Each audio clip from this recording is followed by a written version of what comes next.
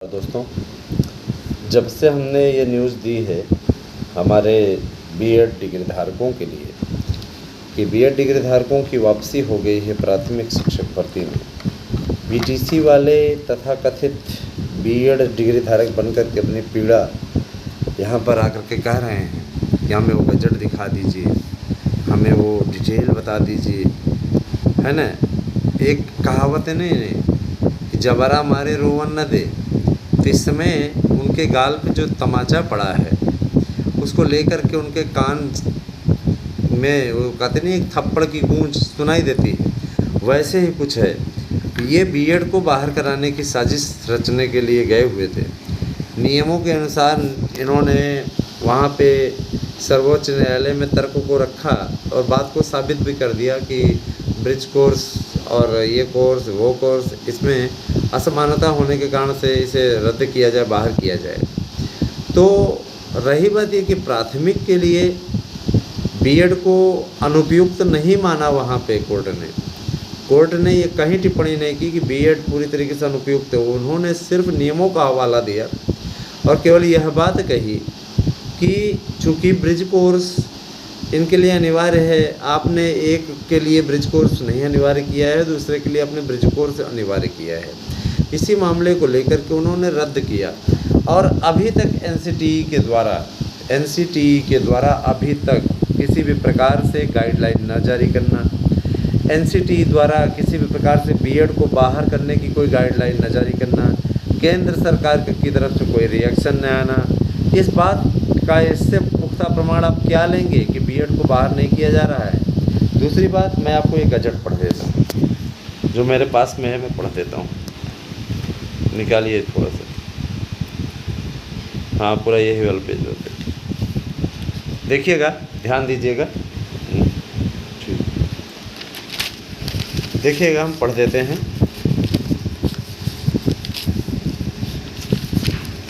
NCTE की जानकारी के अनुसार माननीय सर्वोच्च न्यायालय की एक बेंच ने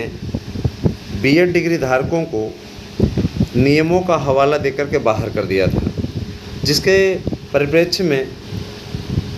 यह बताया जाना अपेक्षित है कि कानूनी विशेषज्ञों की राय, उनके सुझावों और विशेषज्ञों की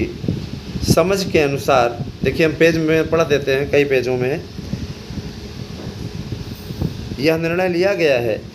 कि बीएड और बीटीसी के कोर्स में एक असमानता थी, वो थी ब्रिज कोर्स की, जिसे कि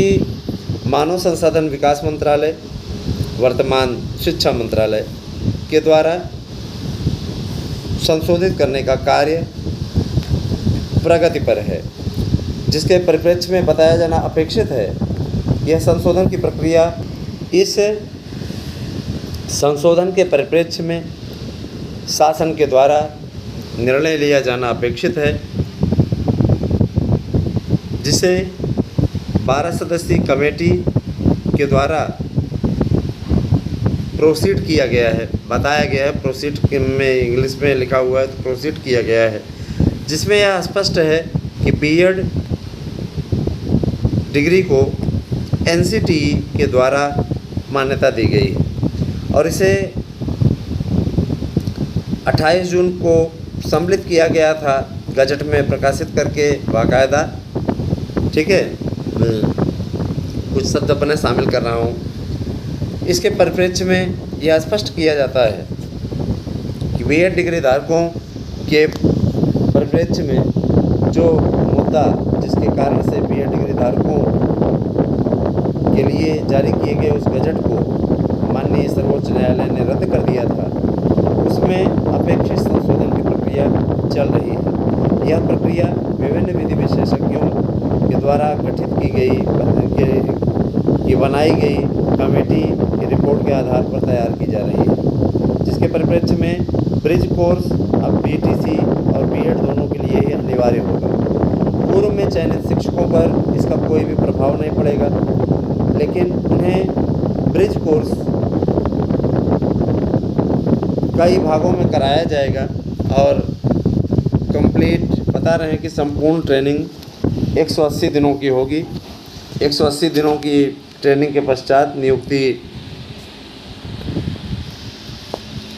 हेतु उन्हें प्रोसीड कर दिया जाएगा। मैंने जो नियुक्ति हुई है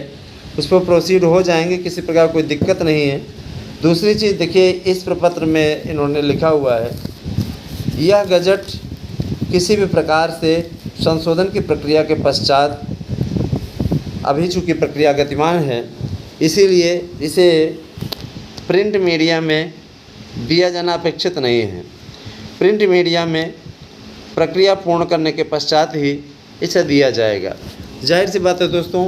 कि बीएड वालों को डरने की बात नहीं है। बीएड को एंट्री केंद्र सरकार के द्वारा दी गई थी, मोदी जी के द्वारा दी गई थी। मोदी जी पर भरोसा रखिए, यकीन मानिए आप लोगों को निश्चित रूप से केंद्र और राज्य सरकार बाहर नहीं होने दे रही हैं। और सबसे बड़ी चीज़ ये एक लाइन ये देख लीजिएगा, एनसीटीई के द्वारा बताया गया कि नई शिक्षा नीति में, देखिए ये मेंशन वोमेन है, एनसीटीई के द्वारा बताया गया कि एमएचआरडी मंत्रालय ने नई शिक्षा नीति में बीटीसी कोर्स को समाप्त कर दिया है। अब बीएड कोर्स ही इसमें सम्मिलित है, रखा गया है। और जब इस कोर्स का अस्तित्व ही नहीं रहेगा तो इनके आवेदकों के ज़रिए आगे भर्ती कर पाना किस प्रकार से संभव होगा। माननीय उच्च न्यायालय में इस परिप्रेक्ष्य में एक रिपोर्ट दाखिल की जा रही है, जिससे संशोधन की प्रक्रिया पर किसी प्रकार का, संशोधन के पश्चात इस पर किसी भी प्रकार का की दुश्वारियाँ ना आएँ, मुश्किलें ना आएँ, दिक्कतें ना आएँ। तो माननीय प्रधानमंत्री जी का